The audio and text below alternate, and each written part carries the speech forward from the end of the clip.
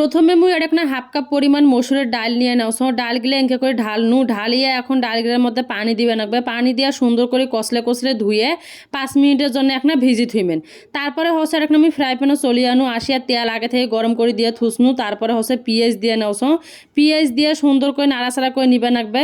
যখন মিশছে একটা স্বচ্ছ হয়ে আসবে তখনই আমি একটা ওষুনের একটা থেতলা করে নিছু, 2টা ওষুন থেতলা করে নিছু, সেই ওষুনগুলো দিয়ে দিনু। তারপরে নুন, হলদি, আকালির গুঁড়ে, জিরের গুঁড়ে এগুলো কিন্তু সবগুলো দিনু, দিয়ে হচ্ছে ফির কিন্তু নাড়াচাড়া করে নেওছ। সুন্দর করে এখানে নাড়াচাড়া করে নিবে লাগবে। নাড়াচাড়া করা হয়ে গেলে মিশছে একটা হচ্ছে আমি পানি দিয়ে নিম, কারণ মশলাগুলো যখন পুড়ি না যায় সেই জন্য কিন্তু এখানে পানি দিয়ে লাগবে। পানি না দিলে কিন্তু মশলাগুলো পুড়ি যাবে। তা মুই কিন্তু এখন গরম পানি দিয়ে নাও। তোমরা কিন্তু চেষ্টা করবে এখন গরম পানি দিয়ে মশলাগুলো সুন্দর করে একটা ভুনি টুনি নিবার।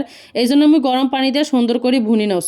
এখন মোর ভুনে করা হয়ে গেছে। ডালগুলো এখন একেবারে সুন্দর করে এখন আমি এর মধ্যে দিয়ে দিনু, দিয়ে ফির কিন্তু নাড়াচাড়া করে নাও। এঁকে করে নাড়াচাড়া করিয়া কিন্তু এর মধ্যে মুই দিয়ে দেওছো আলু। একটা আলু মুই এঁকে করে সেকন করে কুচি করে নিয়ে নিছু।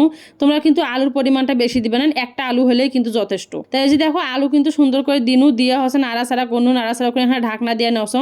4-5 মিনিট পরে ফির কিন্তু আনু, আসিয়া কিন্তু এখন ঢাকনাটা খুলনু, খুলিয়া দেখো ফির কিন্তু এখন নাড়াচাড়া করে নেওছো। এঁকে করে নাড়াচাড়া করে কষে কষে যত সুন্দর করে তরকারিটা আন দিবেন তত কিন্তু মজাদার হইবে, আর স্বাদটাও কিন্তু বাড়ি যাবে। তারপরে হচ্ছে মুই একটা টমেটো এঁকে করে কুচি করে নিয়ে নিছু, সেই টমেটোটা দিনু। তারপরে হচ্ছে 4-5টা কাঁচা আকালি দিয়ে নিনু, দিয়ে হচ্ছে শোকগুলা কিন্তু এখন ফির নাড়াচাড়া করে নেওছো। শোকগুলা ভালো করে নাড়াচাড়া করে নিবে রাখবে, আর কষে কষে নিবে রাখবে। তা দেখো মুই কিন্তু শোকগুলা ভালো করে কষে কষে নেওছো। অনেকেই কিন্তু টেনশনে থাকে, চিন্তায় থাকে যে মাছ গোস না থাকলে কি আন দিবে, কি খাইবে, এখন খুব কিন্তু টেনশনে পড়ে যায়। মাছ গোস না থাকলে কোনো টেনশন করার দরকার নাই, তোমরা সহজে কিন্তু এই রেসিপিটা করে পাইবেন। ফির কিন্তু এখন ঢাকনা দিয়ে দিনু, ফির 2 মিনিট পরে ঢাকনাটা খুলনু, খুলিয়া ফির কিন্তু নাড়াচাড়া করে নেওছো। আসলে এক না করে কিন্তু ঢাকনা দাওছো, নাড়াচাড়া করছো, তোমরা দেখিয়া বুঝাবো না এখন পর্যন্ত কিন্তু কোনো মই পানি ব্যবহার করো নাই। এঁকে করে কিন্তু সুন্দর করে নাড়াচাড়া করে নিবে রাখবে, কষে কষে নিবে রাখবে। তারপরে দেখো মোর কষাকষি করা হয়ে গেছে। এখন টকবগা একটা গরম পানি এর মধ্যে দিয়ে দাওছো।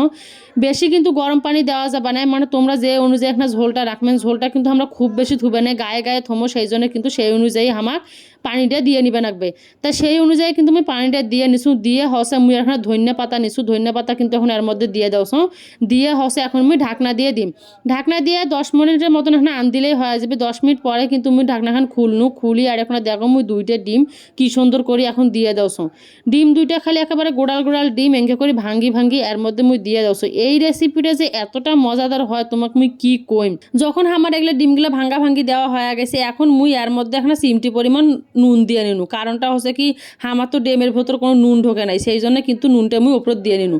দিয়ে ঢাকনা দিয়ে মিশে রাখার পর ঢাকনা খুলনু, খুলিয়ে ফির ডিমের ওপর ফির দিয়ে দাও এখন ধনিয়া পাতা। ধনিয়া পাতাটা ডিমের ওপর দিলে কি সুন্দর দেখা যায়, মনে এটা একটা পরিবেশনটা এতটা সুন্দর হয়, তোমরা কিন্তু দেখিয়ে বুঝে পারছেন, সাদার উপরে একটা সবুজ। তারপরে ফির ঢাকনাটা দিনু, ঢাকনা খুলিয়ে কিন্তু আমার এডি হয়ে গেল একটা কত সুন্দর একটা রেসিপি।